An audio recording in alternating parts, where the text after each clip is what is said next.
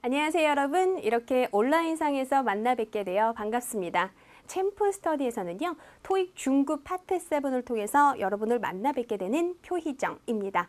자, 오늘 저하고 파트 7이 무엇인지 그리고 무엇을 좀 중요하게 좀 포인트를 잡으셔야 하는지에 대해서 제가 간단하게 설명을 좀 해드리도록 할 건데요.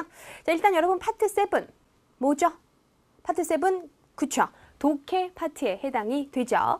요새 여러분 토익 좀 준비하고 계실 건데 아무래도 여러분 토익은 좀 이런 패턴이 좀 가장 많습니다. 처음에 이제 토익을 준비하게 되면 뭐를 공부할까 이렇게 생각을 하시다가 일단 조금 낯설다라고 생각이 드는 게 아무래도 독해보다는 LC, 그죠? 독해보다는 파트 5, 6의 문법 그런 게 조금 더 잘 모르는 것 같아. 이런 생각이 드시니까 LC부터 좀 준비를 많이 하시죠. 문법과 더불어서. 그래서 LC 어때요 여러분? 처음에는 내 귀 막혔니? 이런 생각 들다가 조금씩 공부할수록 들리는 기적이 있다 보니까 어머 재밌어 이러면서 공부 좀 하시고요.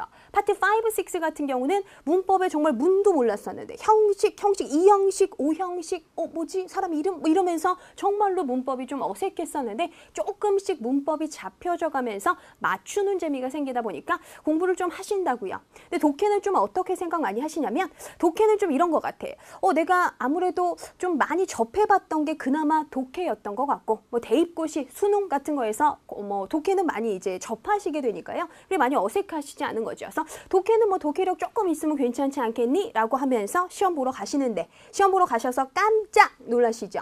정말 어머 놀랍게 막 20개를 뒤에서 찍고 나오면서 어머 파트 7 이렇게 어려워? 이런 생각하시면서 정말 고사장 나오시면서 어머 학원 다녀야겠어 이런 생각하시면서 나오시는 패턴 조금 더 일반적이다라고 보실 수 있다면 파트 7이 생각보다 점수가 잘 나오지 않는다. 그죠? 여러분 요렇게 이런 얘기 좀 들어보셨어요? 사실?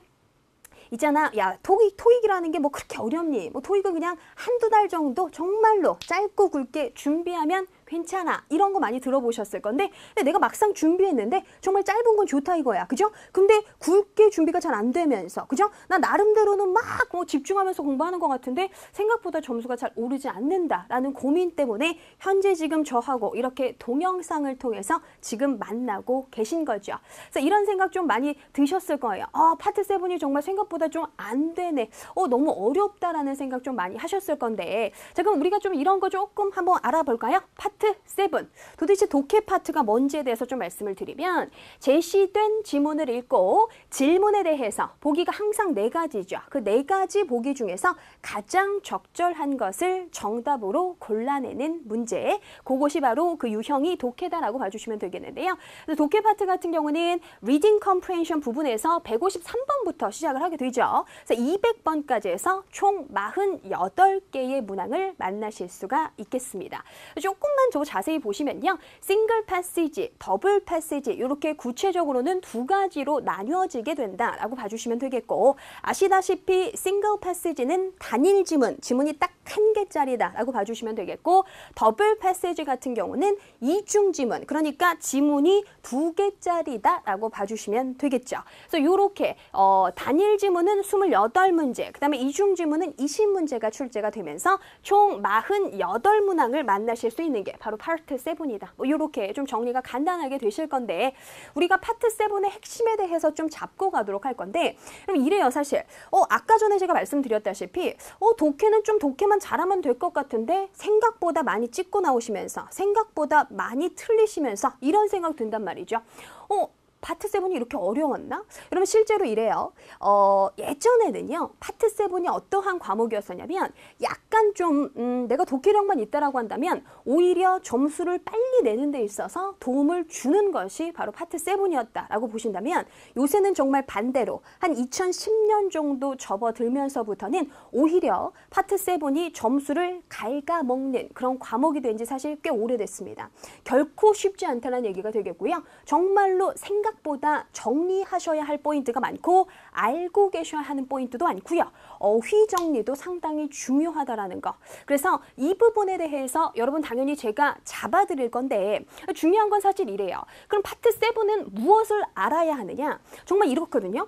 내가 독해력 좋은데 독해력 좋으면 점수 금방 나오지 않겠습니까? 라고 생각하실 수 있는데 결코 그렇게 만만한 과목이 아니라서 기본적으로 스킬적인 부분이 전혀 안 들어갈 수는 없습니다.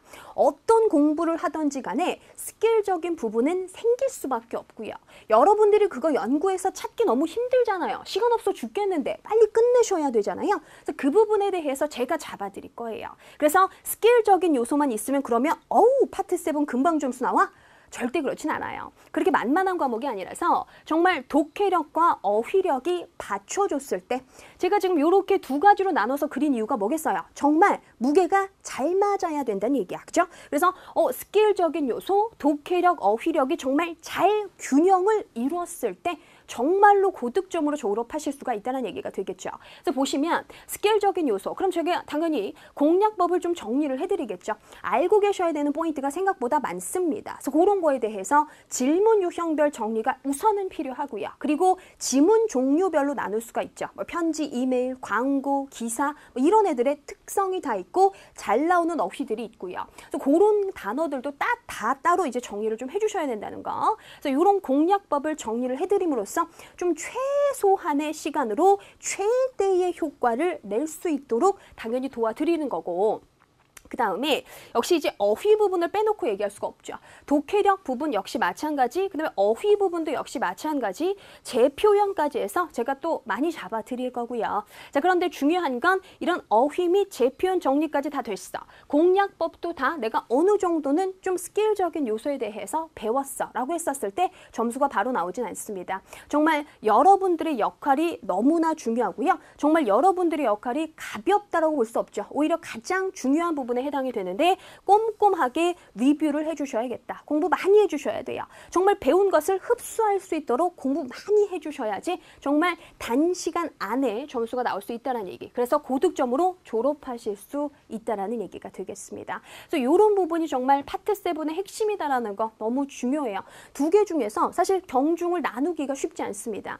정말 독해력만 있다고 해도 점수가 빨리 나오진 않고요. 스킬적인 요소만 있다고 해도 안 되죠. 그래서 실제로 여러분, 독해력과 어휘력이 왜 굉장히 중요하냐면 스킬적인 요소를 알고 있다 하더라도 진짜 독해력하고 어휘력이 별로 좋지 않으면 스킬을 쓸 수 없습니다. 여러분, 그 고사장에 가서 보세요. 내가 정말로 독해 안 돼서 죽겠는데 스킬이 기억날까? 절대 그렇지 않거든. 그죠? 내가 어느 정도 독해력과 어휘력이 좋아야지 이런 스킬적인 부분을 쓸 수 있죠. 생각나겠죠. 그러니까 정말로 여러분들이 코어에 있는 건 뭐냐면 독해력과 어휘력을 정말로 등한시해서는 안 됩니다. 그래서 사실 제가 좀 솔직하게 말씀드리면 LC 파트 5, 6, 그리고 7 이렇게 세 가지 파트로 나눴을 때 7이 정말 고득점 나기가 가장 시간이 오래 걸리는 파트라고 보실 수 있습니다. 왜냐하면 독해력이 그렇게 만만하게 쉽게 늘지가 않기 때문에 그래요. 그래서 제가 아까 전에 강조했듯이 정말 리뷰가 생각보다 중요하다라는 거, 리뷰를 꼼꼼히 해주셔야 한다라는 거. 리뷰도 여러분 사실 여러 단계로 나뉘어질 수가 있는데 역시 이제 동영상에서 제가 리뷰하는 방법 같은 거 다 자료로 올려놨으니까 확인을 하면서 이제 꼼꼼하게 리뷰하실 수 있을 거라고요. 아시겠어요? 그래서 그렇게 좀 기억해 주시고, 자, 그러면 제가 이제 우리 챔프 스터디에서는 중급 파트 7을 담당하고 있는데 그럼 파트 7 수업의 장점에 대해서 그럼 간단하게만 좀 마무리를 해보면 역시 꼭 알고 계셔야 하는 거죠. 꼭 알고 계셔야 하는 질문 유형별 정리, 뭐 주제 목적이라든지 육하 원칙 문제, 나트루 같은 거 이런 거 정리해 드릴 거고요. 지문 종류별로 또 접근하게 될 수가 있고, 그 다음에 이제 어휘 정리도 제가 빠뜨리지 않았습니다. 정말 어휘 정리 많이 해드렸으니까 이런 걸 통해서 핵심 공략법을 파악하실 수 있을 거란 얘기가 되겠죠. 아무래도 혼자 중급 교재를 통해서 공부하시게 되면 이런 부분에 대해서 파악하기가 그렇게 쉽지가 않거든요. 그래서 그거는 제가 일단 문제 풀이하기 전에 먼저 잡아드리는 부분이 되겠다라고 봐주시면 되겠고요. 그리고 여러분, 이것만 필요하진 않다고요. 그죠? 당연히 문제가 좋아야지. 그죠? 연습하는 문제에서 제가 잡아드린 그 포인트와 더불어서 정말 중급에 최적화됐다. 700점 정도 일단은 목표로 하고 계시잖아요. 그래서 그 중급에 아주 최적화가 된 우리 해커스 어학원의 연구소의 아주 양질의 문제 정말 좋거든요. 그러니까 한 명이 사람이 만드는 것보단 사실 여러 명의 연구원이 수년간에 걸친 그 내공이 있는 거, 그죠? 내공이 따로 있는 거 아니겠죠? 그런 것들을 통해서 정말 최적화된 양질의 문제를 통해서 제가 실전 연습까지 시켜드리겠다라고 이제 말씀드릴 수가 있겠습니다. 정말 여러분 이제는 혼자 토익 준비하지 마세요. 파트 7 전문가의 도움으로 남들보다 한 발 먼저 토익을 끝내실 수 있습니다. 여러분 그 해커스 어학원하고요. 챔프 스터디의 토익 파트에서의 강한 강점 중에 하나가 뭐냐면 저처럼 파트 7 전문가가 도와드릴 수 있다는 거. 저희는 정말 파트 7 위주로 수업을 진행을 하기 때문에 파트 7에 대해서만 연구하고 어떻게 하면 더 포인트를 잘 잡을지에 대해서 항상 연구하거든요. 여러분들이 정말 한 발 더 먼저 토익을 준비하실 수 있고 더 먼저 끝내실 수 있도록 저희가 항상 최선의 노력을 다 한다는 거 꼭 기억해 주시고요.